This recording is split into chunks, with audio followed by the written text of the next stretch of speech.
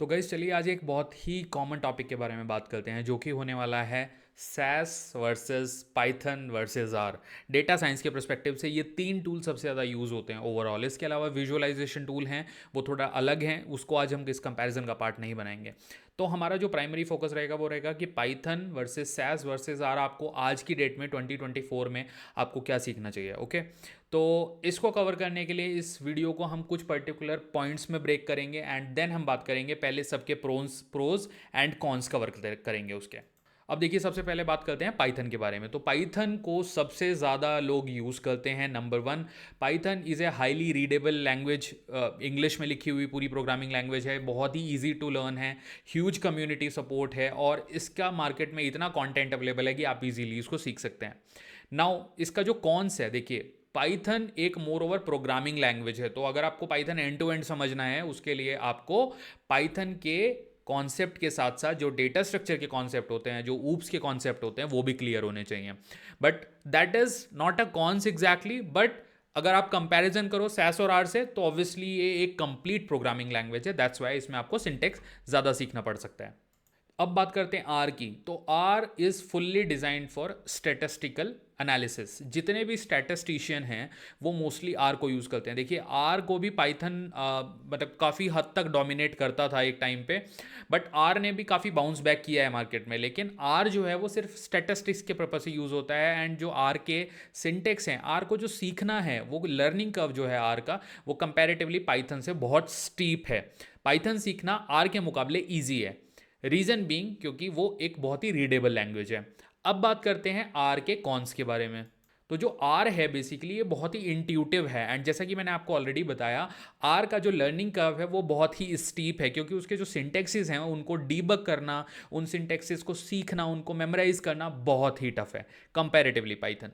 चलिए अब बात करते हैं सैस के बारे में। देखिए, तो सैस का मोर ओवर जो मार्केट है वो बैंकिंग मार्केट है, क्योंकि सैस की जो एक तरीके से आप बोलेंगे सैस की जो स्ट्रेंथ है, क्योंकि सैस इटसेल्फ अ कंपनी, तो वो बैक एंड से पूरा सपोर्ट प्रोवाइड करते हैं। जबकि जो हमारी पाइथन थी, आर थी, एक टाइम पे ओपन सोर्स थी, अब तो हाईली कम्युनिटी सपोर्ट है। अगर आज से 10-15 साल 20 साल आप पहले जाएंगे तो सैस लाइसेंस के थ्रू डील करती है, तो ऑब्वियसली वो बैक एंड से सपोर्ट बहुत ज़्यादा प्रोवाइड करती है। अगर आपका सिस्टम क्रैश हो जाता है तो उनकी टीम्स अवेलेबल हैं, कस्टमर सपोर्ट हमेशा अवेलेबल होता था। इसीलिए सैस ने एक टाइम पे मार्केट को बहुत ज़्यादा डोमिनेट किया था। बट एट प्रेजेंट अगर मैं बात करूं तो सैस को सीखना ईजी है। तीनों में अगर आप देखो तो सबसे इजी है पाइथन को सीखना, एटलीस्ट फ्रॉम इजी लैंग्वेज आप लिखोगे आप समझ जाओगे। नंबर टू है लिखने वाइज सैस भी इजी है, और जो सबसे डिफिकल्ट है वो है आर।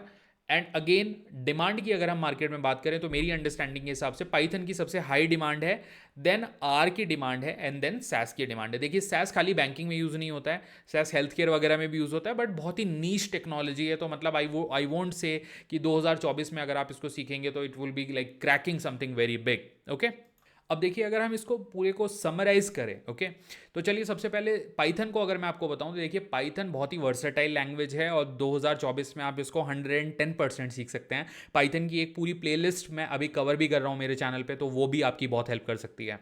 एंड देन पाइथन का जो कम्युनिटी सपोर्ट है वो बहुत ही अमेजिंग है। डेटा मैनिपुलेशन के लिए, मैथमेटिकल ऑपरेशंस के लिए, डेटा साइंस के पर्पज से देखिए नम्पी है हमारे पास पांडास है, हमारे पास मैट प्लॉट लिब है, हमारे पास साइकिट प्लॉट है, हमारे पास स्टैट्स की प्रॉपर लाइब्रेरी है।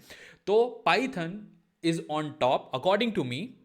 सेकेंड, अगर मैं आर के बारे में बात करूं तो अगर आपका इंटरेस्ट एरिया है कि आपको हार्डकोर स्टैटिस्टिक्स में जाना है तो आपको आर सीखनी चाहिए। अगर आपको चाहिए कि आपको एक डिफरेंट कुछ काम करना है स्टैटिस्टिक्स के फील्ड में जाके, आपको रिसर्च फेलो रिसर्च बहुत करना है, आर&डी में आर बहुत ज़्यादा यूज़ होती है, तो आप आर को चूज़ कर सकते हैं।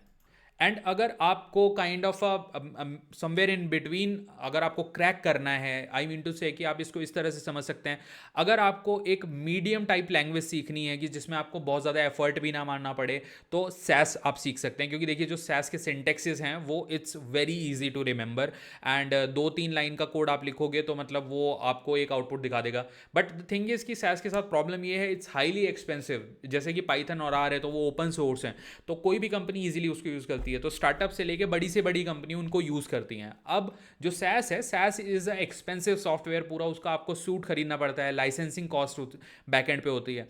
तो दैट इज़ अ रीज़न कि सैस को यूजुअली हर कंपनी अफोर्ड ही नहीं कर सकती।